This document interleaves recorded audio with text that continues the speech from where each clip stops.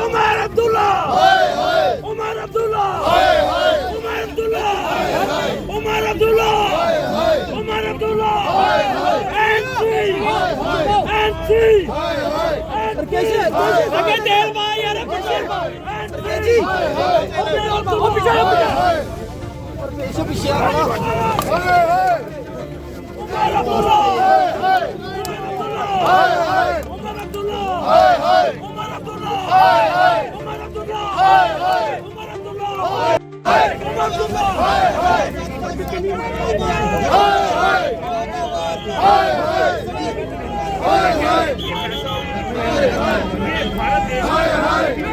मेरा नाम राकेश बजरंगी, मैं राष्ट्रीय बजरंग दल का प्रदेश अध्यक्ष हूँ।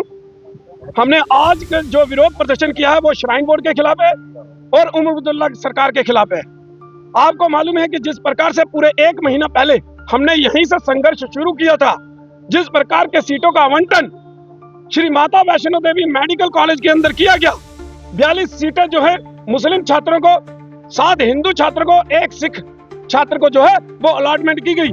हमने उन छात्रों का विरोध कभी नहीं किया, क्योंकि वो देश के अंदर सबसे बड़े नीट एग्जाम से जो है वो क्वालिफाई होके आए थे।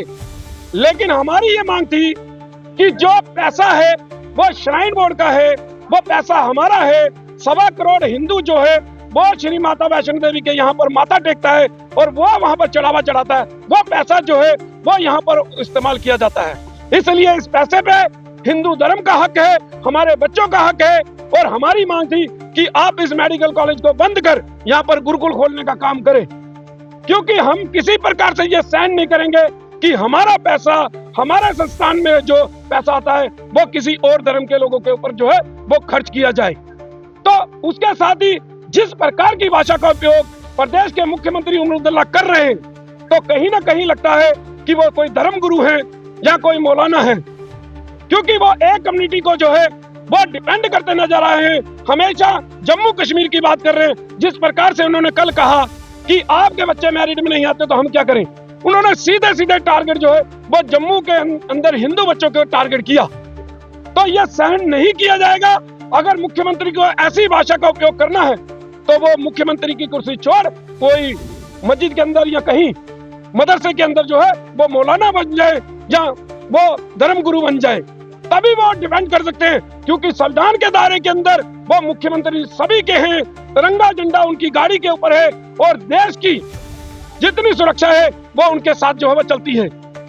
लेकिन यह बर्दाश्त नहीं किया जाएगा कि वो इस प्रकार की भाषा कर हिंदुओं को टारगेट करने का काम करें।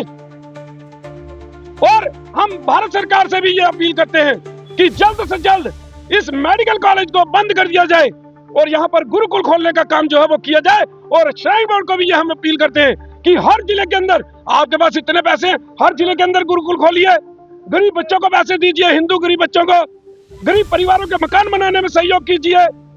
अगर श्राइन बोर्ड इस प्रकार के काम करता है तो कोई भी हिंदू परिवार गरीब नहीं रहेगा, कोई हिंदू बच्चा जो है वो गुरुकुल के अंदर पढ़ने से वंचित नहीं होगा और कोई भी बेरोजगार नहीं होगा।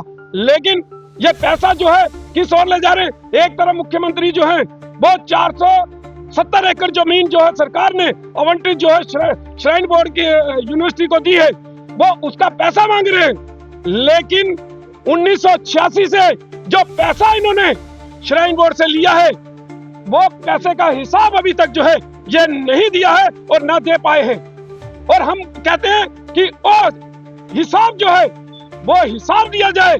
जितना पैसा आपने श्राइन बोर्ड से लिया है, आप तो 470 कनाल का जो है, एकड़ का जो है उसका पैसा मांग रहे। हम तो आपसे जो है वो इतने सालों से जो आपने श्राइन बोर्ड का पैसा लिया है उसका हिसाब मांग रहे हैं। तो इसलिए मुख्यमंत्री को हमारी चेतावनी है कि इस प्रकार की भाषा का उपयोग न किया जाए कि आप हिंदू मुस्लिम आप लोग कर रहे हैं, आप हिंदू मुस्लिम की बात कर रहे हैं।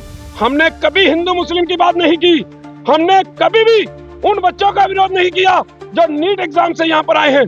हमने ये कहा कि उन बच्चों को कहीं और स्थानांतरित किया जाए, क्योंकि वो देश के अंदर सबसे बड़ा एग्जाम नीट को क्लियर करके आए हैं। हमने इसका कभी विरोध उनका नहीं किया, ना किसी कम्युनिटी का विरोध किया। लेकिन मुख्यमंत्री की भाषा ये क्लियर है कि वो हिंदू मुस्लिम कर रहे हैं, वो एक कम्युनिटी को डिफेंड करते नजर आ रहे हैं। ये आपके चैनल के माध्यम से क्लियर चल रहा है। तो इसलिए मुख्यमंत्री को इसके ऊपर जवाब देना पड़ेगा और केंद्र सरकार को इसके ऊपर सख्ती करनी पड़ेगी।